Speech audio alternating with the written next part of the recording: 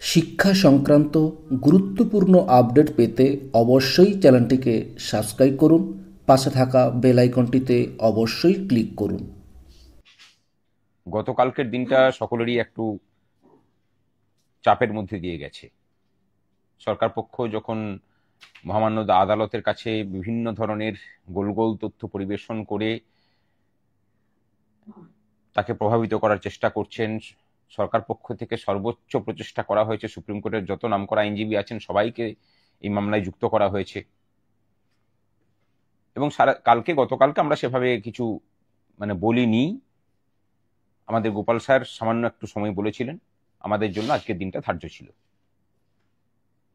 একটা জিনিস বেশ লক্ষ্য করতে পারছিলাম যে গতকালকে শুনানির পরে আমাদের কর্মচারী পেনশনারদের একটা বড় অংশ ভেবেই নিয়েছিলেন যে মাননীয় সুপ্রিম কোর্ট বোধহয় সরকার পক্ষের আইনজীবীদের দ্বারাই প্রভাবিত হয়ে গেলেন। আজকে আমাদের পক্ষ থেকে বক্তব্য রাখার শুরু হয়। তার আগে একটা কথা বলি যে এই মামলা কিন্তু বিগত 3 বছর ধরে সুপ্রিম কোর্টে চলছিল।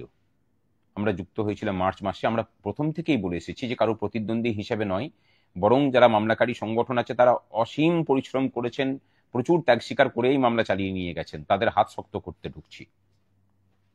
অনেকে বিশ্বাস করেছেন, অনেকে করেননি, এমনকি অনেকের কাছ থেকে বিরোধিতাও এসেছে। আমরা নাকি কথা বলার সুযোগ পাবো না। আজকে কর্মচারী পক্ষের যে বক্তব্য, সেই বক্তব্য কিন্তু আমাদের মাননীয় আইনজীবী, আন্তর্জাতিক খ্যাতিসম্পন্ন গোপাল সুব্রমণিয়াম স্যারই লিড করেছেন এবং আপনারা দেখেছেন সেই সওয়াল। আমার কথা, এটা একটা ইতিহাস, অসাধারণ বললেও কম বলা হয়।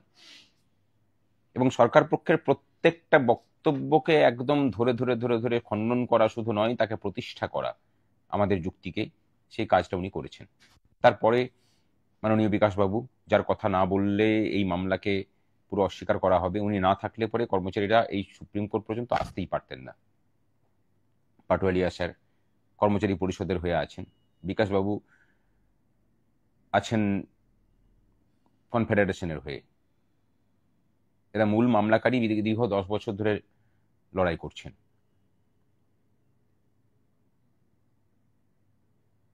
প্রচুর ত্যাগ স্বীকার এই আইনজীবীরাও করেছেন। বিকাশবাবুর কথা বলি, কোনোদিন কোনো ফিজ নেননি।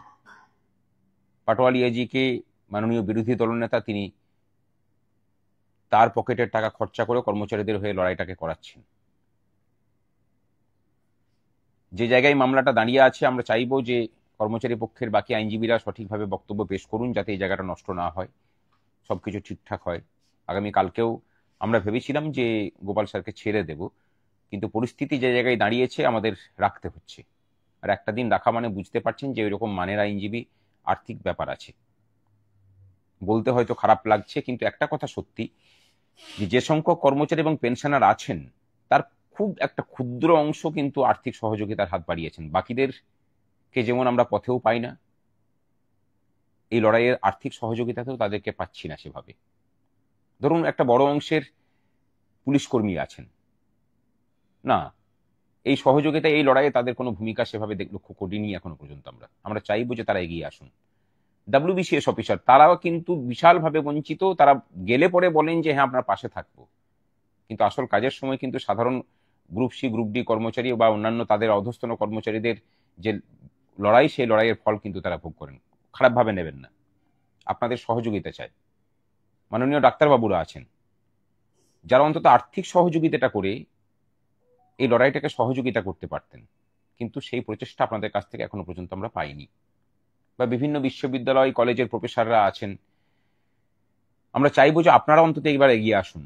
রাস্তার লড়াইয়ে আমরা যেমন অপ্রতিরোধ্যভাবে লড়ে বর্তমান রূপার 15% বকেয়া আদায় করেছি, এখানে যে সেক্টরগুলোর কথা উল্লেখ করলাম তাদের ভূমিকা প্রায় নেই বললেই চলে। ঠিক একই রকম ভাবে এই যে আইনি লড়াই চলছে, সে আইনি লড়াইয়েও আপনাদেরকে যাতে খুঁজে পাওয়া যায়, সেই ব্যবস্থাও কিন্তু আপনাদেরকে করতে হবে। আমাদের কিউআর কোড আমাদের গ্রুপগুলোতে পাওয়া যাচ্ছে, সেখান থেকে নিয়ে চাইলে পরেই আপনারা দিতে পারেন। বাস্তবিক বলছি যে আগামীকালকে আমাদের যারা আইনজীবী আছেন, বড় প্যানেল আমরা নামিয়েছি। পয়সা ছিল না আমাদের কাছে, কিন্তু আমরা একটা জুয়া খেলার মতো করেই খেলেছিলাম যে এই মামলাকে যদি প্রতিষ্ঠিত করতে হয়, সরকার পক্ষ যেটা করছে সুপ্রিম কোর্টের বিখ্যাত আইনজীবীদেরকে দিয়ে বিভিন্নভাবে মানে কোর্টকে প্রতারিত করে এই মামলাকে শুধু বিলম্ব করে যাচ্ছিল, অন্য কিচ্ছু নয়। আমরা বলেছিলাম বরাবর, এটা আমাদের অবস্থান ছিল যে তাদের থেকে বড় আইনজীবী না নিয়ে এলে পরে এই মামলা ঠিক মতো চলবে না। আপনারা দেখতে পেলেন তার ফলটা। সোমবার থেকে দাঁড়িয়েছেন, এই মামলা সোমবার, মঙ্গলবার, বুধবার, আগামীকালকেও শুনানি হবে। এবং আরো একটা বিষয়, বিগত 3 বছর ধরে এই মামলা ছেড়ে বাকি মামলা শুনানি হচ্ছিল, আর এখন সমস্ত মামলা ছেড়ে এই মামলার শুনানি হচ্ছে। একজন আইনজীবীর প্রভাব কিরকম হয় আজকে সেটা সকলেই দেখেছেন। লড়াইটা আমরা যেভাবে বলেছিলাম, যে স্ট্র্যাটেজিতে গিয়েছি সেই স্ট্র্যাটেজিতেই নিয়ে গেছি। ফল আমাদের হাতে নেই, কিন্তু একটা কথা বলতে পারি যে কর্মচারীদের পক্ষ হয়ে যে লড়াইটা চলছে, সমস্ত কর্মচারীর পক্ষই তাদের সেরা প্রচেষ্টাটা করছেন। এরপরে আর কিছু করার নেই, এরপর বাকিটা বিচার ব্যবস্থার উপর আমাদের নির্ভর করে থাকতে হবে। আমরা নেগেটিভ ভাবছি না, সমস্তটাই পজিটিভ ভাবছি। আগামীকালকেও গোপাল স্যার উপস্থিত থাকবেন, আমরা ব্রিফ করছি, আশা করি সবটাই ভালো হবে। এত লড়াই বৃথা যেতে পারে না, কিন্তু রায় আমাদের পক্ষে আসার পরেও কিন্তু নতুন লড়াই শুরু হবে। সুপ্রিম কোর্ট রায় দিল মানে অধিকার পাওয়া নয়। কর্মচারীদের বলবো, সমস্ত স্তরের কর্মচারীদের এবার কিন্তু পথে নামার এবং গায়ে ধুলো কাদার মাখার প্রস্তুতি নিয়ে নামতে হবে।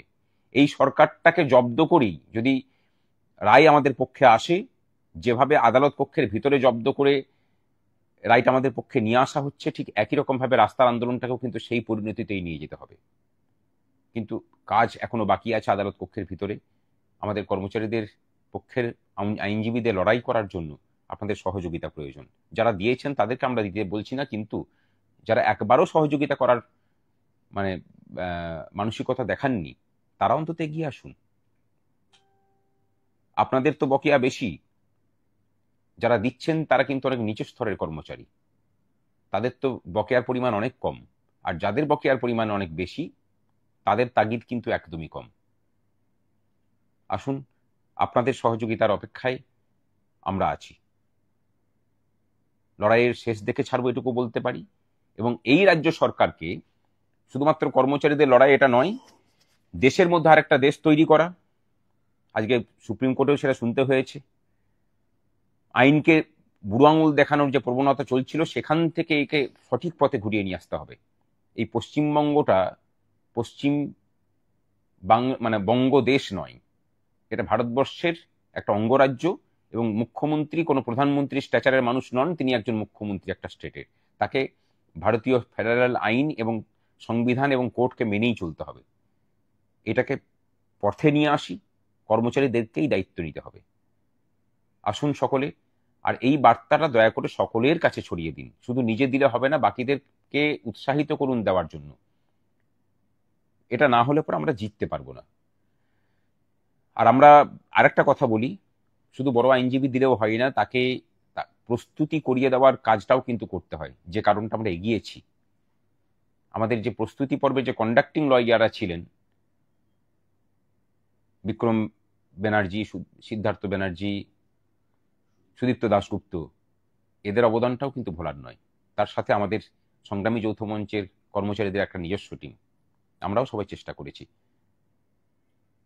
এদের ভূমিকাকেও স্যালুট। এরা হয়তো পর্দার পিছনে আছে বলে দেখতে পাচ্ছেন না। নচিকেতা যোশীজি আছেন, মামলাতে এখনো আছেন, হয়তো উনিও কালকে বক্তব্য রাখতে পারেন, জানি না সুযোগ পাবেন কিনা। কিন্তু যে প্যানেল আমরা নামিয়েছি সেটা দেখতেই পেয়েছেন তার কার্যকারিতা। দেখা হবে আবার আগামীকাল, আশা করি শেষ শুনানি হবে এবং খুব তাড়াতাড়ি রায় বেরোবে। অধিকার অর্জন হলে, একটা স্তর যদি অধিকার অর্জন করে নিতে পারে, সেটা এই রাজ্যের বঞ্চিত মানুষের সমস্ত স্তরের জন্য দরজা খুলে যায়। সেই চেষ্টাটাই করি, চলুন। সংগ্রামী যৌথ মঞ্চ জিন্দাবাদ, কর্মচারী শিক্ষক ঐক্য জিন্দাবাদ।